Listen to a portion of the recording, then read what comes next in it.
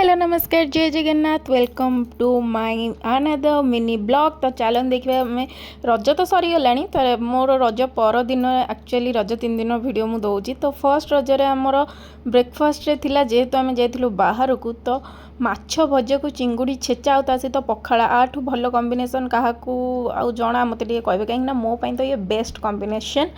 तो ये देखो मो हजबैंड नहीं आसते पोहला माछ से भी पूरा गोटा बड़ पोहला माछ गोटे सहित चिंगुड़ी सहित ये रहा पखाड़। तापर खरा बेलर खावाई आमर आसला माछ भाकुर माछ। तो मुझे बेसर दे करदे कहीं आलू सब पड़ ना आमर बस माछ फ्राए पखाड़ सहित खाइबार थिला। तो मुझे कहीं पूरा दिन आम पखाड़ ही खाइजु। तो मुझे बिना आलू पकईकी बेसर दे जुकजुकिया किना करदे बहुत ही टेस्टी होता खाइबारे। आपण मैंने सब रजरे कौन कौन खाई मत प्लीज कमेंट करना कहे। आर नेक्स्ट मिनी ब्लॉग रे मु सेकेंड रजरे सब कौन कौन कली सेटा आसीजिव। ए माछ तरकारी सरला परे मु पलैथी मो पुओ बहुत कांदुला गाँ को जीव बोली जाइली छाड़ा गाँ को से सब शूट करनी।